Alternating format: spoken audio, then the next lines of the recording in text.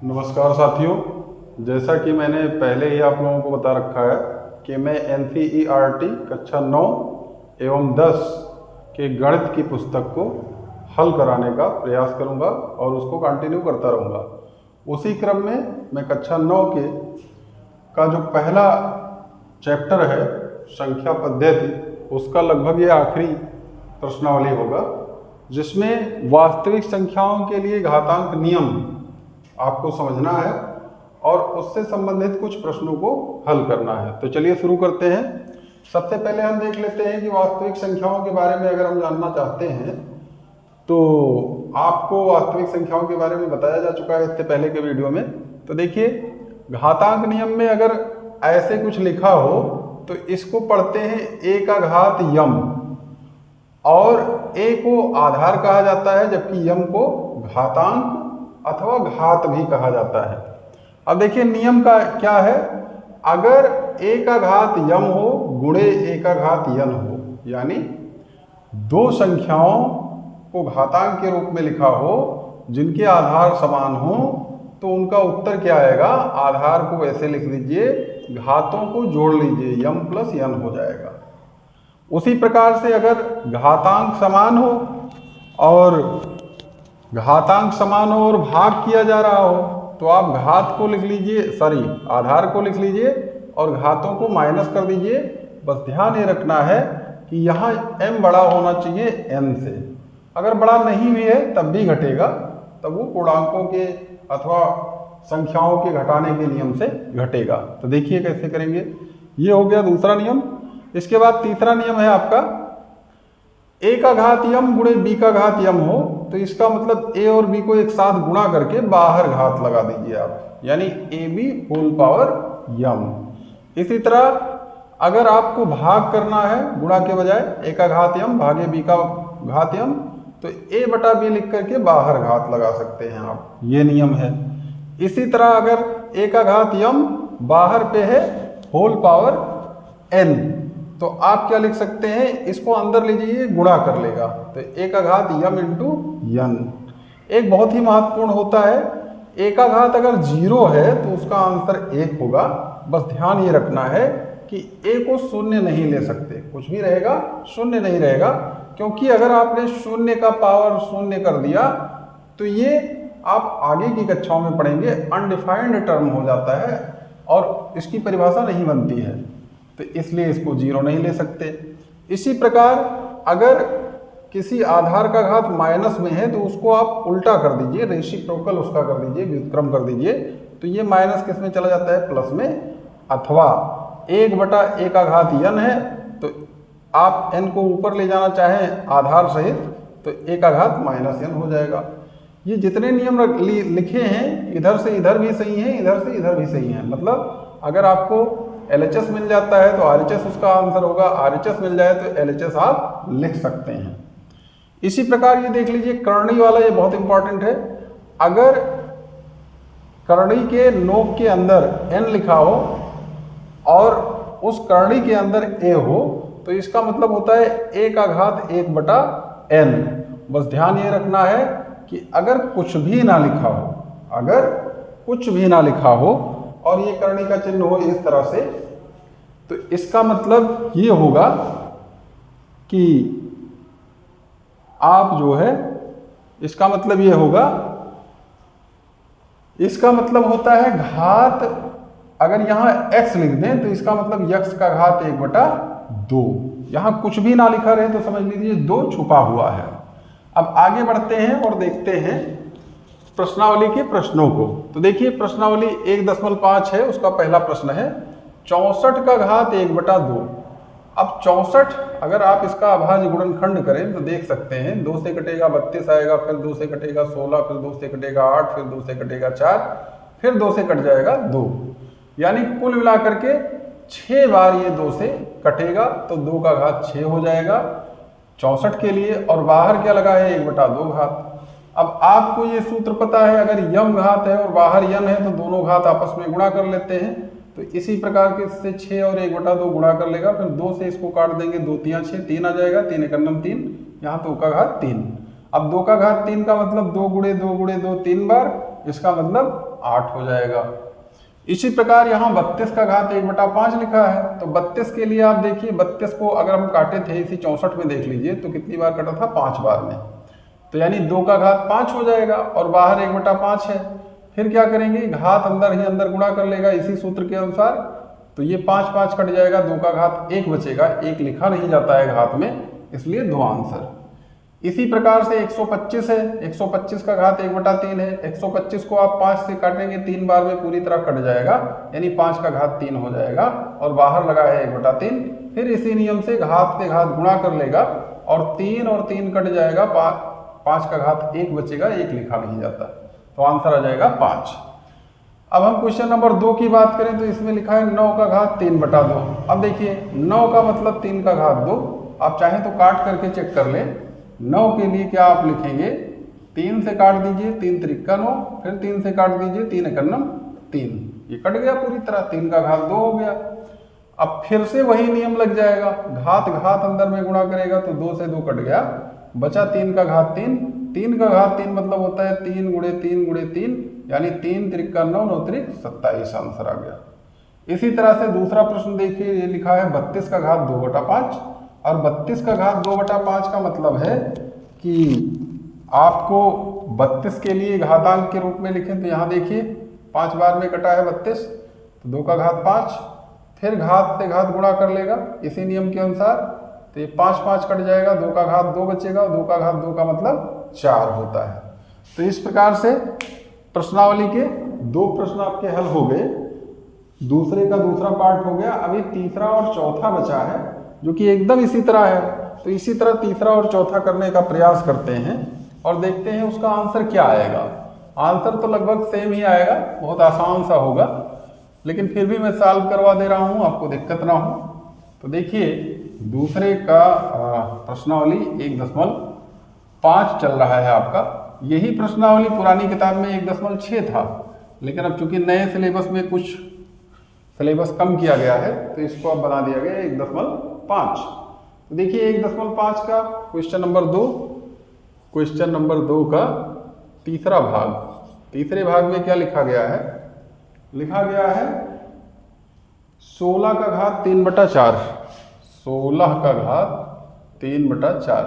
तो आप इसके लिए क्या लिखेंगे, 16 को अगर आप काटने का प्रयास करें तो देखिए 16 कितने बार में कटेगा, 2 से काट दिया 8 आ गया, 2 से काट दिया 4 आ गया, 2 से काट दिया 2 आ गया, और फिर 2 से काट दिया 1 आ गया।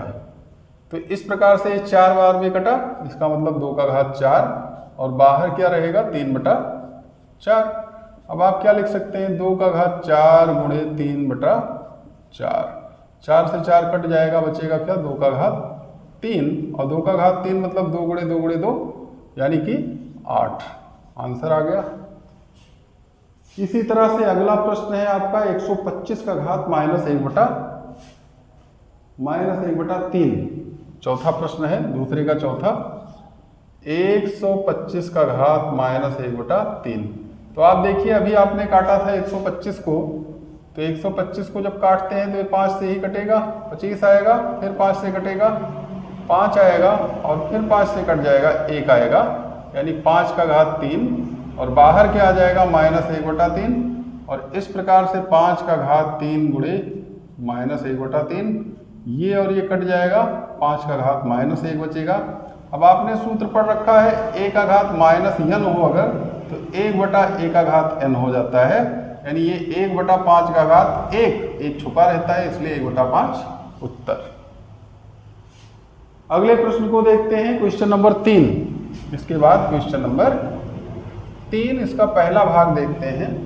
इसमें लिखा गया है 2 का घात 2/3 और इंटू 2 का घात 1/5, 2 का घात 2/3 इंटू 2 का घात 1/5।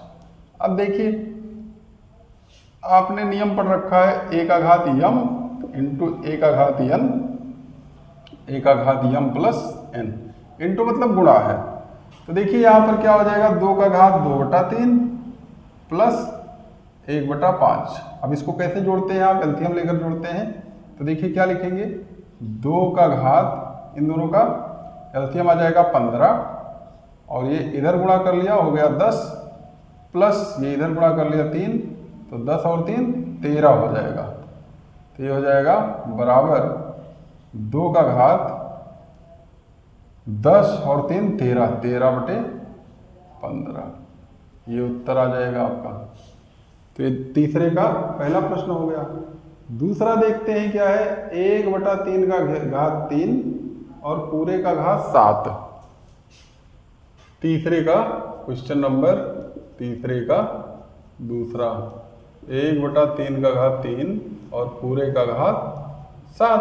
तो इसका मतलब हो जाएगा, आपने पढ़ा था ये सूत्र, अगर लिखा हो a/b का घात यम, तो आंसर क्या आता है, a का घात यम बटा b का घात यम।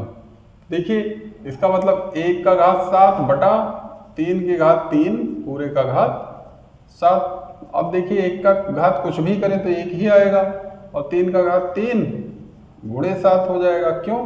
क्योंकि आपने पढ़ रखा है 1 का घात यम, बाहर n है तो हो जाता है 1 का घात यम इंटू n। अब इस प्रकार से ये हो जाएगा 1/3 का घात 3 सते 21, 3 का घात 21।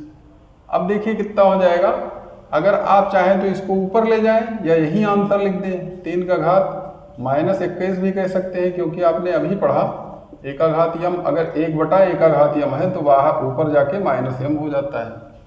तो तीसरे का दूसरा भी हो गया। क्वेश्चन नंबर तीसरे का तीसरा देखते हैं क्या है। तीसरे का तीसरा लिखा हुआ है 11 का घात 1/2 बटा 11 का घात 1/4। 11 का घात 1/2 बटे 11 का घात 1/4। तो देखिए इसके लिए क्या करेंगे आप, 11 का घात 1/2 माइनस 1/4 आ जाएगा। क्यों? क्योंकि आपने पढ़ रखा है a का घात यम भागे a का घात n बराबर a का घात यम माइनस n, ये पढ़ रखा है। तो क्या आ जाएगा आपका, 11 का घात, इन दोनों का एलसीएम 4 हो जाएगा, और यहाँ कितना आएगा, 2 से 4 में भाग कर दीजिए 2 आएगा, 2 से 1 में गुणा कर दीजिए 2 1 2 माइनस 4 से 4 में भाग कर दीजिए 1 आएगा, 1 से ऊपर गुणा कर दीजिए तो 1। तो यह आ जाएगा 11 का घात 2 में से 1 गया 1/4, ये उत्तर। और इस प्रकार से अगर हम देखें तो इसके बाद चौथा प्रश्न बच रहा है, जो कि लिखा गया है 7 का घात 1/2 गुणे 8 का घात 1/2। 7 का घात 1/2 गुणे 8 का घात 1/2। चौथा, ये क्वेश्चन नंबर तीसरे का चौथा है। 7 का घात 1/2 इंटू 8 का घात 1/2। तो आपने पढ़ रखा है कि अगर a का घात यम हो इंटू b का घात यम हो तो आंसर आ जाता है ab पूरे का घात m। तो क्या हो जाएगा, 7 गुणे 8 पूरे का घात 1/2। अब ये हो जाएगा 56 का घात 1/2, और घात मतलब अंडर रूट भी होता है, आप चाहें तो इसको ऐसे भी लिख सकते हैं अंडर रूट 56। दोनों आंसर सही है, चाहे ये लिखिए चाहे ये लिखिए। तो इस प्रकार से ये पूरी प्रश्नावली खत्म हो गई आपकी कक्षा 9 की प्रश्नावली 1.5, जो कि आखिरी प्रश्नावली थी। इससे संबंधित NCERT में चूंकि कम प्रश्न होते हैं, तो मैं प्रयास करूंगा कि कुछ और रेफरेंस बुक से लेकर के चैप्टर 1 से जो कठिन प्रश्न परीक्षा में पूछ लिए जाते हैं NCERT के अलावा, उनको एक वीडियो में सॉल्व कर दूंगा, जिससे आप लोगों का फायदा हो। अच्छा, प्रयास ये कीजिए कि आप जितने लोग ये वीडियो देख रहे हैं या जिनके पास भी ये वीडियो पहुंचता है, अगर आपके घर में अड़ोस पड़ोस में कोई बच्चा कक्षा 9 या 10 में पढ़ता है, तो उसको थोड़ा सा मोटिवेट कीजिए कि ये वीडियो देखा करे, या उसको इस वीडियो को देखने के लिए जो है दिखाने के लिए प्रयास कीजिए, ताकि उसका भला हो सके। कुछ बच्चे जो कोचिंग वगैरह नहीं ले सकते हैं, मेरा प्रयास ये है कि वो इस वीडियो की मदद से काफ़ी लाभान्वित हो, जिससे उनका बेसिक मैथमेटिक्स मजबूत हो जाए, ताकि कक्षा 10 में उनको ज़्यादा समस्या का सामना ना करना पड़े। क्योंकि कक्षा 9 अगर कायदे से पढ़ लिया तो 10 में दिक्कत बहुत कम होती है। पढ़ाई लिखाई एक सिस्टमेटिक तरीके से होता है। अगर आप थोड़ा होशियार हो जाते हैं, पहले से ही सिस्टम से पढ़ते हैं, तो बहुत कम मेहनत करके भी बहुत बढ़िया नंबर ले आते हैं। जैसे मान लिया कोई बच्चा कक्षा 6 में कायदे से पढ़ ले तो कक्षा 7 उसके लिए आसान हो जाता है, फिर 7 में थोड़ा और मेहनत कर ले 8 आसान हो जाता है, 8 में थोड़ा और मेहनत कर ले 9 में आसानी हो जाती है, और इसी प्रकार से बड़े आराम से वो तेज होता चला जाता है। तो सभी साथियों को मैं वीडियो देखने के लिए धन्यवाद कहना चाहूँगा, और प्रयास कीजिए ज़्यादा से ज़्यादा वीडियो शेयर कीजिए, सब्सक्राइब कीजिए और लाइक कीजिए, ताकि हमारा मोटिवेशन बढ़ता रहे, मोटिवेशन मिलता रहे। वीडियो देखने के लिए धन्यवाद।